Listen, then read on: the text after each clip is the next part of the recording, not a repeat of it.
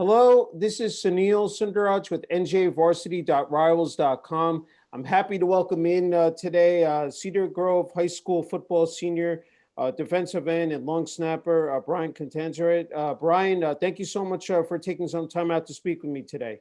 Of course, it's my pleasure. Thank you. Hey, congrats, Brian, on a great career there at Cedar Grove High School.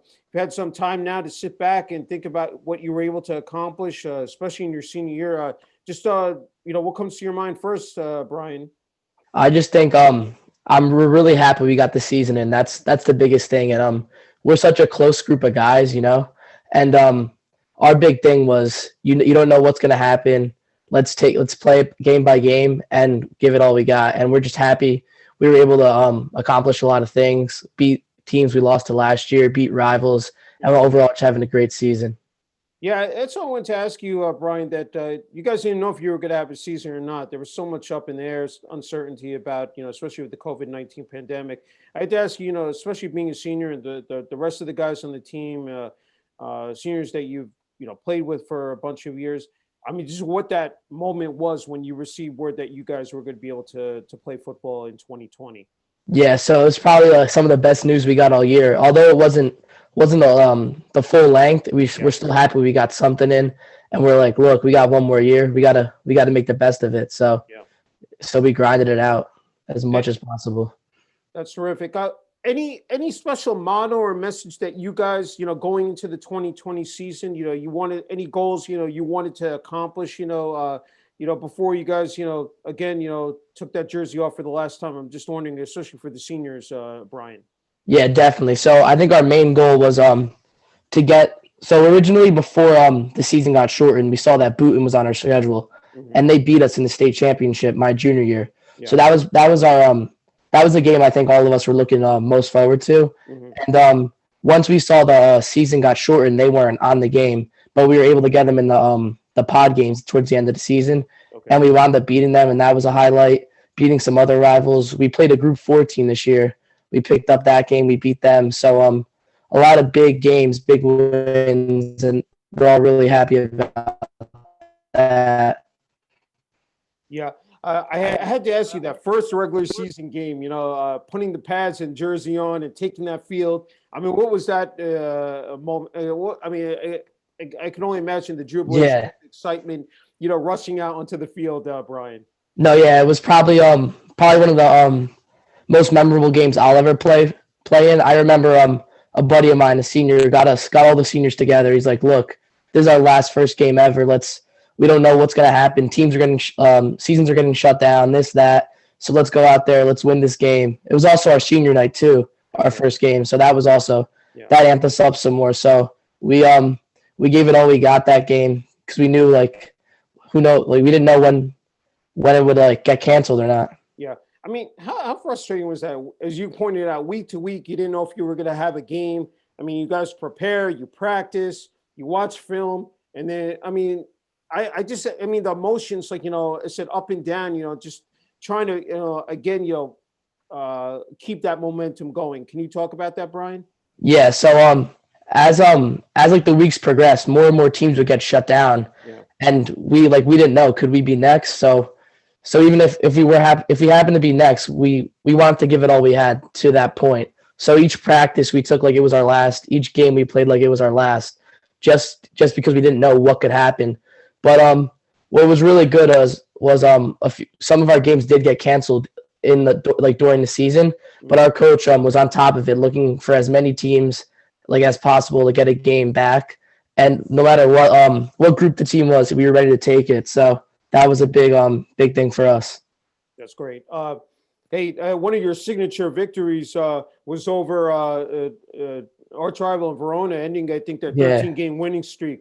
That was huge. I mean, can you talk about that game? I mean, especially I'm sure that one that you'll remember for years to come, Brian. Oh, of course. That's like exactly what you just said was what our coaches would say.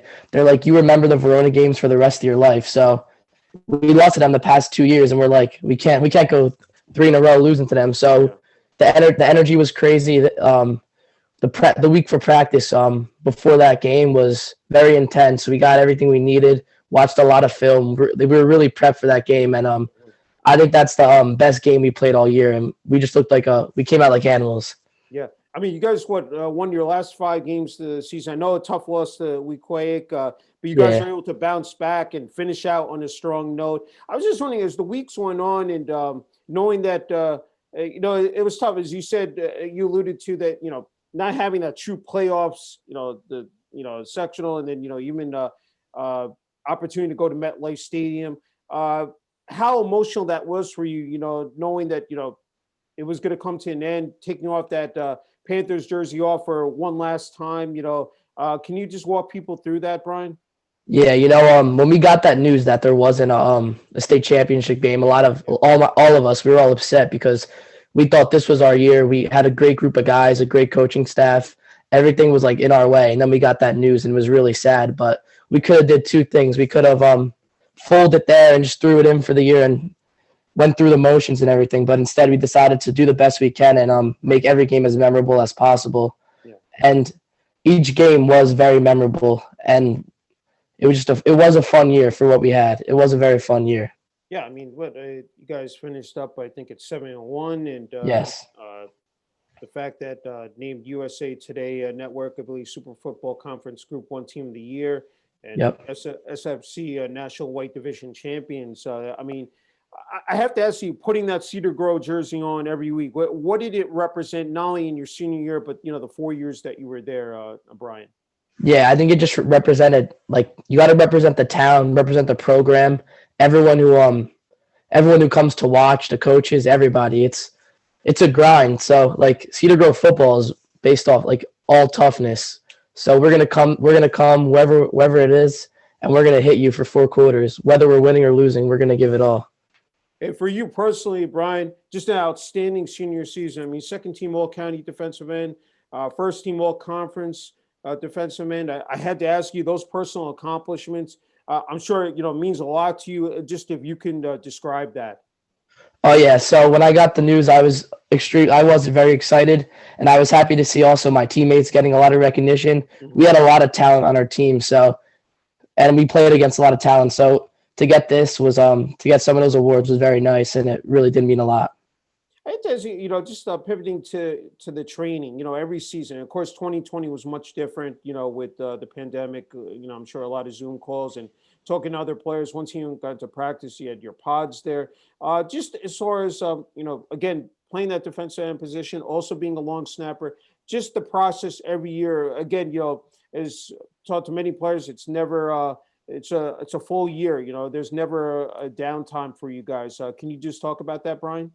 Yeah, so we tried all the seniors. We had to have as many captain's practice as we can. Mm-hmm. We were trying to work out as much as possible. We were going a lot, like 6 days a week. And once school started, that became a lot harder because we were going around noon to work out, and that became an issue. So what we did, we got a group of guys, and we were going before school. We'd get up like 5:30 and get to the gym at 6 and just grind it out. Because we knew if we wanted to accomplish the things that we wanted to do, we'd have to work harder than anybody else. And a lot of people weren't able to do a lot of the stuff we were able to do. So we were really happy for that. Yeah. I mean, the fact that I think all 4 years, you're a part of a winning team, as you alluded to, coming off the 2019 season, 8-4, 3-3 in the league. You won your first 2 playoff games. And you mentioned, of course, the tough loss to Boonton. But what was that 2019 season, like for you and the rest of the team, Brian? We just had a lot of fun that year. It was that was probably next to my senior year. That was probably the closest team I've ever been a part of. We were all really close. We were all really good friends, and I think that's really what made us a very good team. Our chemistry, our bonds, it was all so strong, and I'm really grateful for that I was able to play in a team like that.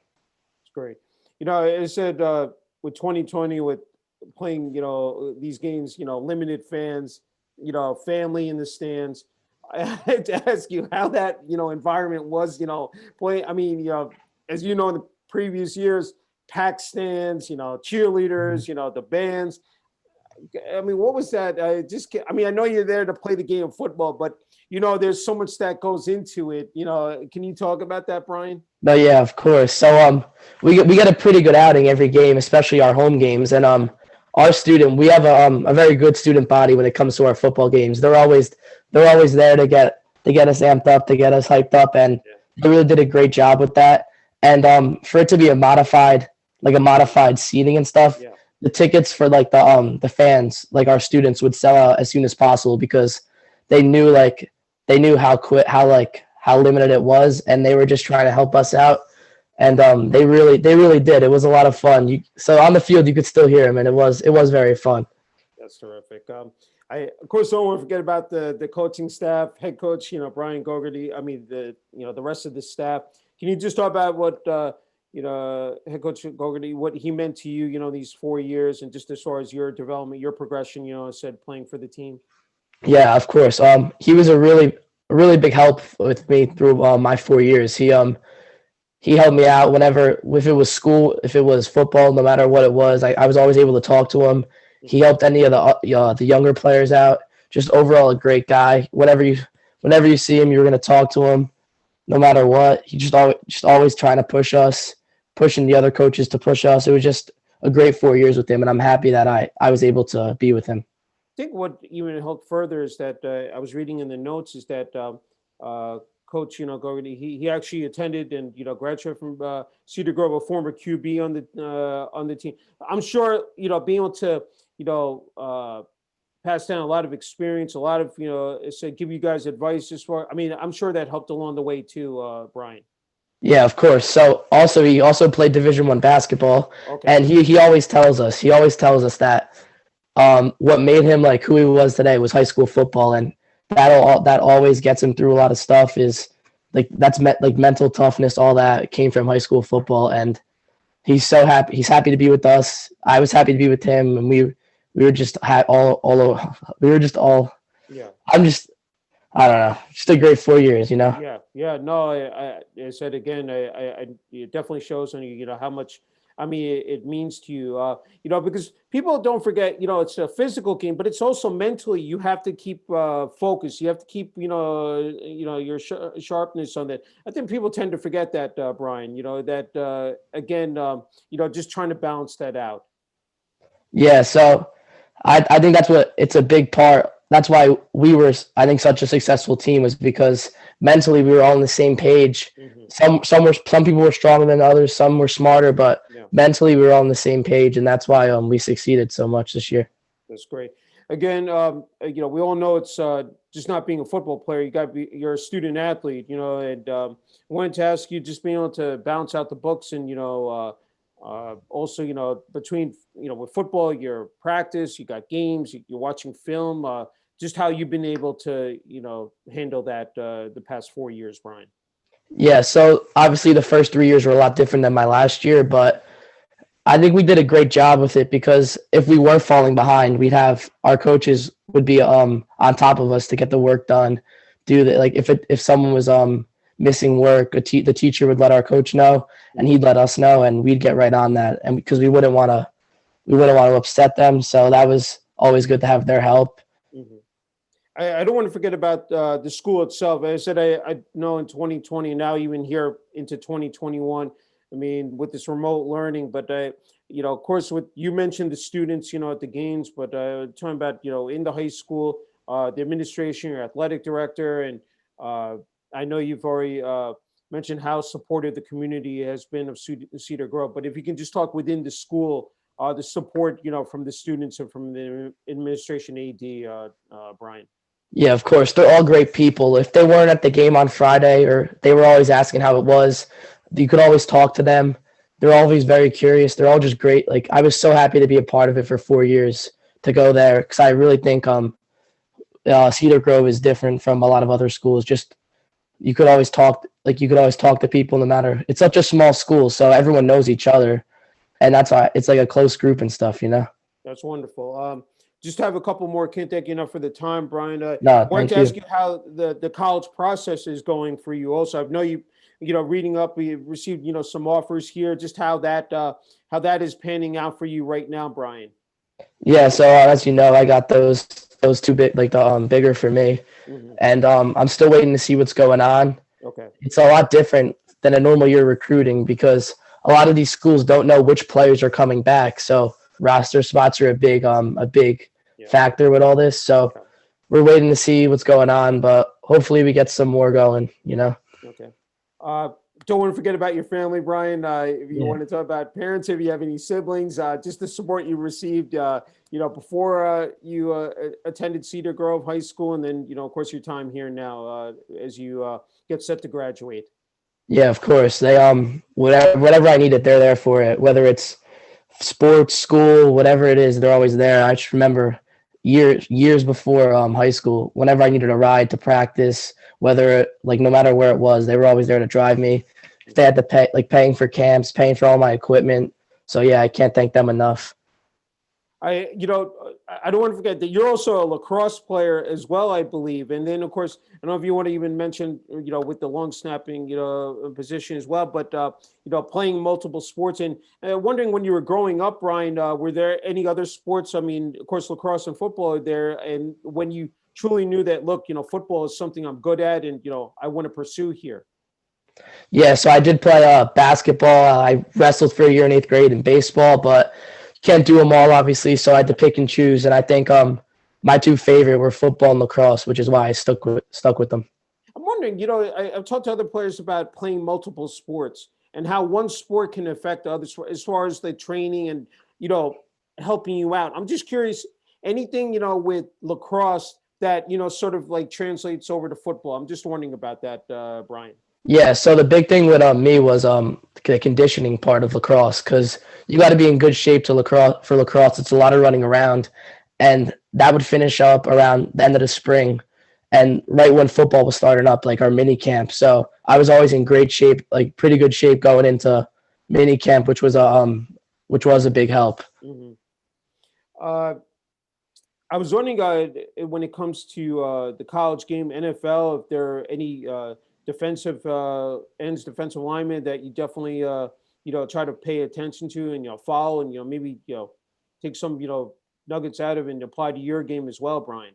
Yeah, I'm a Cowboys fan, so I Right, watch a lot. yeah. Okay. A lot of DeMarcus Lawrence off the edge. Yeah. Also, I'm a big Sean Lee fan, the linebacker. He's probably one of my favorite players. Yeah. And just watching their toughness, watching them hype up their players, it really before a game, I like to watch some of their film. It really hypes me up. Yeah, that's tremendous. My final question is that, and I think this is really important, and you can speak to as being a senior, the fact that passing down, all the experience, all the knowledge that you had to the underclassmen, I said, freshmen, sophomores, and of course you were there at one time, and just building upon that is that as far as like kids who play the games, you've seen a lot of kids come out to these games and they're playing peewee and junior football, and they're trying to figure out, look, want to be like you, I said on the varsity football team one day.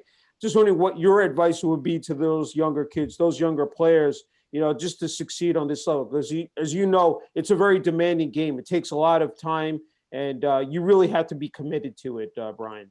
Yes, of course. So definitely while you're young, play as many sports as you can. Be active with a lot of stuff. Don't try to be with your friends a lot, because right now we can't hang out too much, obviously, because of the virus and everything going on. Yeah. So just do everything you want to do now, because when you get to high school, you can't do every sport, and always just give it your all. Always do that extra rep. Don't cheat it, and you will succeed. Sounds good. Hey, Brian, again, thank you again for the opportunity. It's just, I've enjoyed speaking with you. I said congratulations again on a terrific career there at Cedar Grove High School. And, again, with graduation coming up in a couple of months, and, wishing you all the best, say in the fall in college. Thank you. I appreciate it for you. I appreciate you for having me. Thank you.